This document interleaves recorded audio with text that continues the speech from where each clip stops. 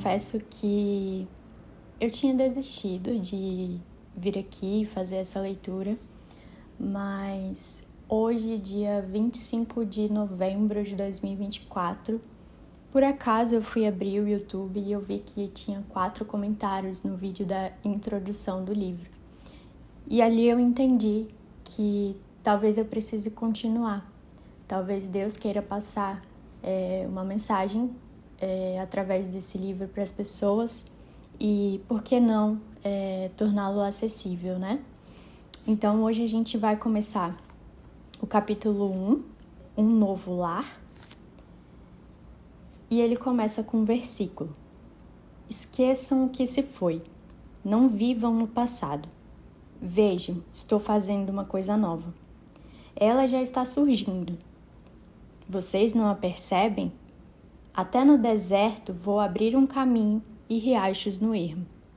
Isaías 43, 18 e 19. Esvaziando as malas. Chegou o tão esperado dia. Depois de anos de namoro, entregas de convites, escolha de vestido, busca pelo terno ideal, correria para a casa ficar minimamente ajeitada, tudo pronto. É hora de festejar. A noiva entra pelo corredor com os olhos fixos em seu amado. Deixa para trás a casa de seus pais, o seu passado, e vai em direção a uma história totalmente nova. Do outro lado está o noivo, observando a sua amada. Diante de seus olhos, ele pode contemplar a chegada do seu futuro. A vida deles, a partir desse momento, nunca mais será a mesma. Eu gosto do quanto a nossa cultura valoriza o dia da celebração do casamento. Os mínimos detalhes importam. Afinal, esse dia marca a nova jornada da vida do casal. A escolha pelo casamento é, de fato, depois da decisão por Cristo, a escolha mais importante da nossa vida. Porém, sinto que culturalmente nos empenhamos muito nessa data e depois dela é comum nos depararmos com certos desleixo. Nesse caminho, aquele jovem casal que tanto se dedicou a um dia de cerimônia perfeita se vê diante dos desafios de uma vida ordinária e rotineira a dois. O dia do meu casamento é uma das memórias mais especiais que eu tenho na minha vida. Depois de 2 anos e meio de namoro, eu e o Rafa celebramos o início da nossa vida a dois, em uma linda cerimônia embaixo de uma árvore. No final da celebração, fomos agraciados com uma chuva forte, sujando os vestidos, molhando as mesas decoradas e fazendo todo mundo sair correndo para o salão de festas dando boas risadas. Eu tinha muitas expectativas para esse dia, afinal nos preparamos para ele por 1 ano. Mas a minha real maior expectativa sobre aquela data era o fato de que ela marcaria o começo de uma nova etapa. Eu sempre quis ter a oportunidade de escrever uma nova história. Eu e o Rafa viemos de realidades muito diferentes. Ele veio de um lar em que o casamento dos pais era muito estruturado e, por isso, desejava viver aquilo que sempre viu dentro de casa. Em contrapartida, eu vim de um lar onde os meus pais viviam um casamento conturbado e, por isso, eu desejava fazer diferente. Por mais justo que fosse o meu desejo de querer construir algo novo, o casamento não é a junção de 2 páginas em branco. Nós trazemos conosco as nossas essências, vivências e histórias. A minha história, como a de todos nós, começa no encontro dos meus pais. Meu avô paterno veio com a sua família da Alemanha, fugido da guerra. Casou-se com a minha avó e tiveram 3 filhos, mas futuramente acabaram se separando. Por conta disso, meu pai cresceu em um lar com muitos conflitos familiares. Já a história da minha mãe daria tranquilamente uma novela. Ela nasceu em uma fazenda, fruto do relacionamento do filho do dono da fazenda com uma das empregadas. Foi criada pelos avós, que faleceram quando ela tinha 12 anos. Estando órfã de seus pais de criação, ela foi morar com quem pensava ser seu irmão, que na verdade era o seu pai. Sim, parece coisa de filme. Ela conheceu meu pai aos 19 anos e alguns meses depois se casaram, ambos recém-convertidos. Aos 25 anos, eles já tinham 3 filhos, sem muita experiência, aconselhamento ou maturidade emocional e espiritual. 2 jovens com um histórico familiar confuso e quebrado decidiram experimentar o casamento e a vida familiar. Antes de continuar com a história da minha família, é importante frisar que hoje estamos todos bem. Os meus pais, graças a Deus, depois de muitos anos, se resolveram e continuam casados. E eu os amo muito. Mesmo em meio às dificuldades, tenho ótimas lembranças da minha infância e reconheço todo o esforço deles ao criar 3 filhos na juventude, vindo de históricos familiares tão difíceis. Mas isso não isenta o fato de que eu cresci em um lar desestruturado e presenciei muitas brigas desde muito pequeno, até sair de casa quando me casei. Todo o comportamento dos meus pais, durante os 25 anos que vivi naquela casa, acabaram formando muito quem eu era e como me comportaria futuramente dentro do meu casamento. Do outro lado está a história do Rafa. Seus pais, assim como a maioria dos casais, vieram de realidades diferentes. Meu sogro se converteu já adulto depois de ter vivido uma vida agitada em meio a bebidas, festas, violências e drogas. Se você o conhecesse hoje, jamais imaginaria o seu passado. Deus mudou completamente a vida dele. A mãe do Rafa, minha sogra, cresceu em um lar cristão e levava uma vida simples dentro da igreja. Eles se conheceram quando a minha sogra tinha 15 anos, o meu sogro, 26, e namoraram por 3 anos e meio. Nesse tempo, investiram muito em uma vida espiritual como casal e se prepararam para o casamento. Isso lhes trouxe muitos frutos em um lar com filhos. O Rafa e sua irmã Carol cresceram sem ver seus pais brigarem sequer uma vez. Quando eu e o Rafa nos conhecemos, estávamos vivendo momentos diferentes. Ele tinha um sonho muito grande de casar e formar uma família. E eu havia acabado de sair de um relacionamento conturbado e estava com o meu coração quebrado. Deixei o Rafa muito ciente da minha situação e ainda assim ele quis me pedir em namoro para os meus pais. O Rafa era o sonhador, eu era o pé no chão. Ele tinha certeza de que iríamos ficar juntos. Eu queria esperar para ver. Ele foi muito persistente até que eu finalmente me apaixonei por ele. Ao nos prepararmos para o casamento, já noivos, começamos a fazer um estudo de casal com os meus sogros. Ali eu comecei a perceber que muitas coisas teriam que mudar em mim. Eu tinha um medo gigantesco da bagagem que eu estava levando para o casamento, depois de ter vivenciado de perto muitos conflitos dos meus pais. Ao mesmo tempo, a minha expectativa em fazer tudo diferente era como se fosse um peso maior do que eu poderia carregar. Como eu faria algo que nunca aprendi a fazer? Comecei então a me dedicar à parte teórica de como eu poderia fazer diferente. Li muitos livros sobre relacionamentos, busquei aconselhamento. Eu e o Rafa oramos juntos e buscamos fazer alguns ajustes necessários antes de o casamento chegar. Depois desse processo, chegamos a um consenso de que era o momento e estávamos prontos para nos casar. Nossas primeiras semanas de casados foram maravilhosas. Como é bom poder dormir na mesma cama com quem você ama, dividir a casa, ter a decoração do seu jeito, chegar do trabalho cansado e se encontrar todos os dias. Parecia um sonho, até que chegou o nosso primeiro conflito.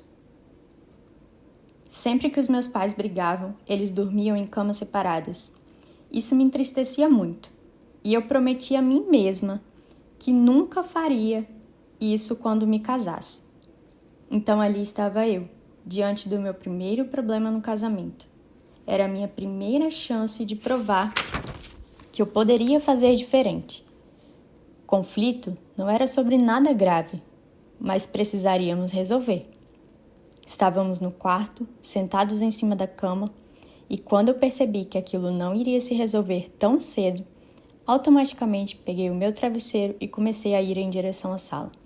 Nesse pequeno trecho do quarto até o sofá, caíam lágrimas de raiva de mim mesma. O que estou fazendo? Prometi que nunca faria isso. Eu deveria começar uma nova história. Era só fazer diferente. Mas aquela atitude era mais forte do que eu. Aquele caminho era o único que eu sabia. Ele era horrível, mas pelo menos era um caminho familiar. Deitei no sofá, me cobri e fechei os olhos. Eu estou errada, mas não vou sair daqui. De repente, vejo Rafa vindo em minha direção. Ele traz seu travesseiro, uma coberta grande, se deita no chão ao lado do sofá, estende a coberta sobre nós e me fala: nós nunca vamos dormir separados. Não vai ser assim que vai funcionar na nossa casa. Aquilo me quebrou. Todo o meu orgulho naquele momento se foi. A simples atitude do Rafa em mostrar que poderíamos fazer uma nova história, mesmo que fosse difícil, me trouxe esperança e força para sair daquele sofá. Nos levantamos, voltamos juntos para o quarto, nos resolvemos e fomos dormir. Todos nós entramos para o casamento carregando uma bagagem de comportamentos e pensamentos que vivenciamos em nossas antigas casas. E isso é completamente normal. A importância de darmos exemplo no casamento aos nossos filhos vem justamente disso. É provável que, em algum momento, eles vão reproduzir o que viram. Ainda assim, como adultos, podemos ter a oportunidade de começar. E a expectativa do recomeço pode ser um pouco falsa ao querermos deixar para trás absolutamente tudo o que vimos e achar que isso não terá influência sobre nós. Nessa caminhada de entender o que trazemos do nosso antigo lar, só podemos nos desfazer dessas malas juntos. Por isso, a importância de o nosso cônjuge conhecer as nossas bagagens. Assim como eu, o Rafa também tinha suas bagagens, diferentes das minhas, mas também eram expectativas falsas do que o nosso casamento seria. Diante desse cenário, temos duas escolhas. Ignoramos o que trazemos de casa e fingimos que nada nos afeta, ou reconhecemos as nossas dificuldades e buscamos uma solução juntos. Não é um processo fácil e rápido, pois exige quebra de orgulho e principalmente olhar para si mesmo. Algumas vezes ainda me pego fazendo coisas que abomino, mas o fato de saber de onde elas vêm me ajuda a lutar contra elas e escolher diariamente um caminho diferente. Quando as expectativas são frustradas, às vezes, pelo nosso próprio comportamento, encontramos uma oportunidade de nos desnudar emocionalmente um para o outro. Não há máscaras dentro do casamento. Assim como nos desnudamos sexualmente, tirar as diversas roupas e bagagens que carregamos é necessário para que possamos mostrar quem realmente somos. Saindo do âmbito comportamental e trazendo para o espiritual, podemos ter a certeza de que Deus é o melhor autor de novas histórias. A Bíblia conta diversos recomeços de pessoas que tiveram suas vidas completamente transformadas. Nos primeiros capítulos do livro de Isaías, o profeta transmite mensagens de juízo e punição para os pecadores de Israel, de Judá e das nações vizinhas. Porém, como toda história escrita por Deus, nos próximos capítulos podemos encontrar mensagens de perdão, recomeço e esperança. Até no deserto vou abrir um caminho e riachos no ermo. Isaías 43, 18 e 19. Como surgirão águas vivas em um deserto? Como escrever uma nova história se nem sabemos como fazer diferente? Deus sabe. Ele é capaz de fazê-lo. Para isso, a vida espiritual do casal precisa estar viva. Ter olhos e ouvidos espirituais para enxergar as bagagens do nosso cônjuge, além do que elas aparentam. É uma dádiva de quem caminha perto do Senhor. Ao nos colocarmos em uma posição de oração pelo nosso cônjuge e ao orarmos juntos como casal, nos fortalecemos e caminhamos com aquele que luta a nosso favor e não contra nós. A Bíblia nos diz que em Cristo somos livres das amarras do passado e podemos olhar com esperança para o futuro. Não precisamos mais ter medo de repetir os mesmos erros e viver presos neles. Novos comportamentos trarão novas histórias. Assim, esvaziamos as malas e ali colocamos novas vestes. Aí tem um versículo que ela traz aqui, dizendo assim: Assim que, se alguém está em Cristo, nova criatura é. As coisas velhas já passaram. Eis que tudo se fez novo. E tudo isto provém de Deus, que nos reconciliou consigo mesmo por Jesus Cristo e nos deu o ministério da reconciliação. Isto é, Deus estava em Cristo reconciliando consigo o mundo, não lhes imputando seus pecados, e pôs em nós a palavra da reconciliação. De sorte que somos embaixadores da parte de Cristo, como se Deus por nós rogasse. Rogamo-vos, pois, da parte de Cristo, que vos reconcilieis com Deus. Aquele que não conheceu o pecado, o fez pecado por nós, para que nele fôssemos feitos justiça de Deus. 2 Coríntios 5, 17 e 21. Essa foi a parte 1 do capítulo 1. E no próximo episódio a gente vai ler a parte 2 do capítulo 1, que o título é A Casa é Nossa. Até nosso próximo encontro e que Deus possa abençoar a sua vida, abençoar o seu dia, ou a sua noite, eu não sei qual horário você está ouvindo isso, mas que você possa colocar toda a sua insegurança, colocar todas as suas dúvidas, as suas dores, tudo que você tiver, e toda a sua bagagem, né, como traz aqui, nas mãos de Deus, que assim você não vai estar sozinho. Deus, ele está aqui justamente para ajudar a gente a carregar essa bagagem, ajudar a gente a carregar essa cruz que a gente precisa carregar no mundo. Então, que Deus abençoe você e até o próximo episódio.